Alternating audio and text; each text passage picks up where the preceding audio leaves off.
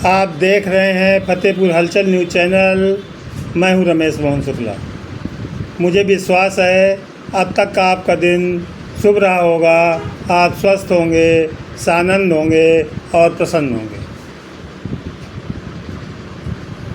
साथियों, इन दिनों social media और मेन स्ट्रीम मीडिया में राहुल गांधी के एक ट्वीट पर बड़ा बवाल मचा पड़ा है। इसके बारे में पूरा विश्लेषण इस वीडियो में मैं करना चाहता हूँ, करूँगा। लेकिन उसके पहले अभिवादन स्वीकार कर लीजिए रमेश मोहन शुक्ला का, और एक अनुरोध भी कि यदि अभी तक आपने फतेहपुर हलचल न्यूज़ चैनल को सब्सक्राइब न किया हो तो कृपया उसको सब्सक्राइब कर लें और घंटी की आकृति वाली बटन भी दबा दें, ताकि फतेहपुर हलचल न्यूज़ चैनल में जो भी वीडियो अपलोड हो उसकी सबसे पहले सूचना आपको प्राप्त हो।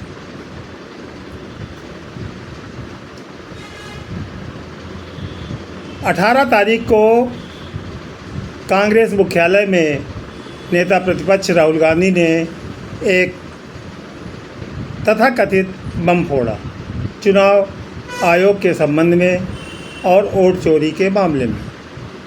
उन्होंने महाराष्ट्र की एक विधानसभा और कर्नाटक की एक विधानसभा का सिलसिलेवार साक्ष्यों सहित विवरण पत्रकारों के सामने रखा, और यही नहीं, उससे प्रभावित हुए लोगों को भी उन्होंने पत्रकारों के सामने पेश किया। साथ ही उन्होंने ये भी कहा कि ये अभी तो शुरुआत है, ये उनका वो तथाकथित हाइड्रोजन बम नहीं है जिसके बारे में उन्होंने बिहार में वोटर बचाओ यात्रा के अंतिम दिन घोषणा की। बात यहीं तक होती तो कोई बात नहीं थी। राहुल गांधी की प्रेस कॉन्फ्रेंस के समय ही चुनाव आयोग ने एक सूचना जारी की कि ऑनलाइन कोई वोटर डिलीट नहीं किए जाते, जो कि सरासर झूठ था और देश की जनता को गुमराह करने वाला था। उसी प्रेस कॉन्फ्रेंस में एक पत्रकार द्वारा ये भी प्रश्न राहुल गांधी से किया जाता है कि यदि आपको पास सारे सबूत हैं वोट चोरी के, तो आप इसको लेकर न्यायालय क्यों नहीं जाते। नेता प्रतिपक्ष राहुल गांधी ने जो जवाब दिया था, उनका ये कहना था कि मैं नेता प्रतिपक्ष हूँ और जो चुनाव आयोग ये गड़बड़ियाँ कर रहा है उनको देश के सामने लाने का काम मेरा है। वोट चोरी जो किसी भी आम भारतीय का सबसे बड़ा अधिकार है, संविधान द्वारा दिया गया, उसको यदि चोरी करने का प्रयास चुनाव आयोग सत्ता पक्ष के इशारे पे कर रहा है तो ये अनैतिक है, और इसको बचाने का काम इस देश का युवा करेगा, इस देश का छात्र करेगा, इस देश का जेन जी करेगा, और मैं उनके साथ खड़ा हुआ। बस इसी जेन जी शब्द पर पूरी की पूरी भाजपा एकदम आक्रामकता पर उतर आई और राहुल गांधी पर तमाम तरह के आरोप लगने लगे। भाजपा के सड़क छाप नेता से लेकर गद्दी पर आसीन नेता तक राहुल गांधी के खिलाफ उतर आए। पूर्व केंद्रीय मंत्री और भाजपा के वरिष्ठ नेता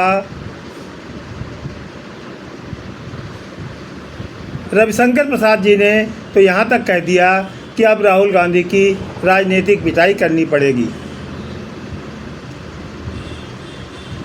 प्रधानमंत्री नरेंद्र मोदी के मुंह बोले और सबसे खास सांसद निशिकांत दुबे ने तो यहाँ तक कह दिया कि ये कुछ राहुल गांधी का मन अस्थिर हो गया है और वो लगातार चुनाव हारने की वजह से बौखलाहट में हैं और सत्ता के लिए इस देश में क्रांति लाना चाहते हैं। साथियों, क्रांतियाँ किसी के कहने से या किसी के लाने से नहीं आती हैं। जब देश का आम जनमानस यह महसूस करने लगता है कि अब उसके सारे अधिकार छीने जा रहे हैं, उसके पास कुछ भी नहीं बचा है, खाने के लिए दाने तक नहीं हैं, तब वो मजबूरन क्रांति के लिए अग्रसरित होता है। जब तानाशाही अपने चरम पर हो जाती है और उसके नैतिक और न्यायिक सवालों को भी सत्ता सुनने से इनकार कर देती है, तब वो क्रांति की ओर अग्रसरित हो जाती है। शायद आज के भाजपा नेताओं को ये याद नहीं कि 1974 में गुजरात के एक कॉलेज से शुरू हुए एक छात्र आंदोलन से शुरू हुए आंदोलन को लोकनायक जयप्रकाश नारायण ने संपूर्ण क्रांति का नाम दिया था। उस समय ये नारा लगा था, संपूर्ण क्रांति का नारा है, भावी इतिहास हमारा है। और जो लोकनायक जयप्रकाश नारायण के नेतृत्व में इस देश के करोड़ों करोड़ युवा उनके साथ हो गए थे, और उसका परिणाम ये हुआ कि उस समय की तानाशाह प्रधानमंत्री इंदिरा गांधी को इस देश में आपातकाल लगाना पड़ गया। लेकिन आपातकाल के हटते ही सत्ता परिवर्तन हुआ।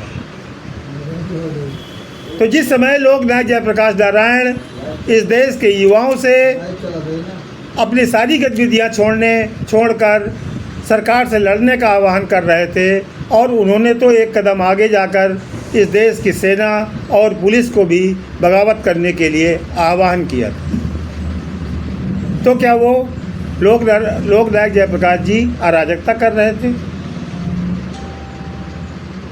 और उस आंदोलन का परोक्ष समर्थन आज की भाजपा के उस समय के दल जनसंघ और उसके पितृ संगठन आरएसएस का भी पूरा समर्थन था।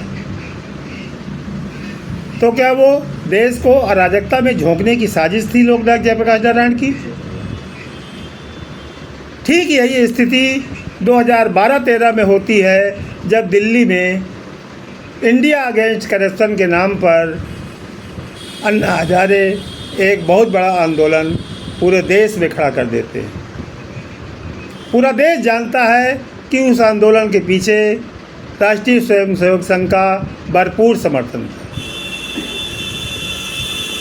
तो क्या वो अन्ना हजारे इस देश में अराजकता लाना चाहते थे? इस देश को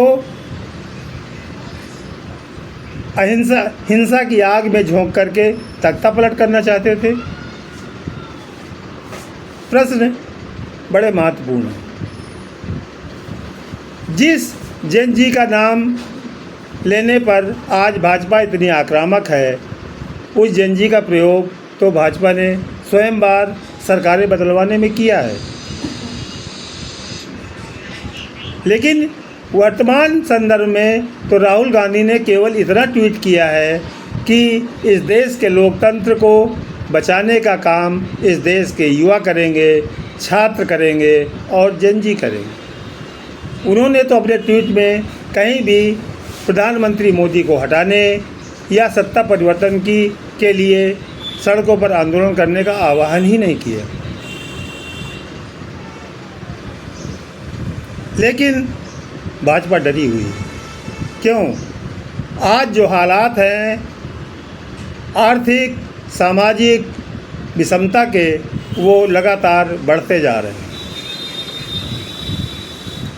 इस देश की कुल संपत्ति में 55% से ज़्यादा हिस्सा देश के मात्र 10% लोगों का, और उन 10% में भी 40% संपत्ति तो केवल 1% लोगों के हाथ में।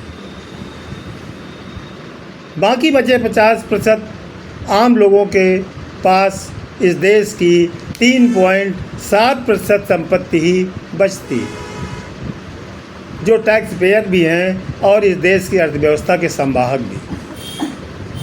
यह आर्थिक असमानता यदि यूं ही लगातार बढ़ती रही तो किसी को कहने की आवश्यकता नहीं पड़ेगी। जिस तरीके से भारत के ग्रामीण क्षेत्रों में, मैं पूरे देश की बात तो नहीं कह सकता, जहाँ पर बैठा हूँ अपने जनपद की बात बता सकता हूँ कि जिस तरीके से आम गरीब आदमी न्याय के लिए दर दर भटकने के लिए मजबूर है और उसकी कहीं कोई सुनवाई नहीं हो रही है। अंत में उसका रास्ता क्या होगा, आप सहज कल्पना कर सकते हैं।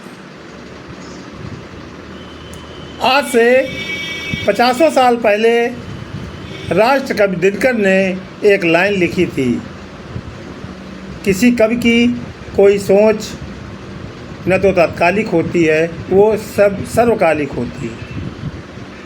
उन्होंने कहा था कि सिंहासन खाली करो कि जनता आती है, और उनकी इस लाइन को अभी हमारे पड़ोसी देशों में चरितार्थ होते हुए भी देखा गया। तो हालात सुधारने की ज़रूरत है। यदि हालात बद से बदतर होते गए तो इस देश में जनजी को आगे बढ़ने में कोई संकोच या परहेज नहीं होगा। आप देख रहे हैं फतेहपुर हलचल यूट्यूब चैनल और मैं हूँ रमेश मोहन शुक्ला। धन्यवाद। जय हिंद, जय भारत।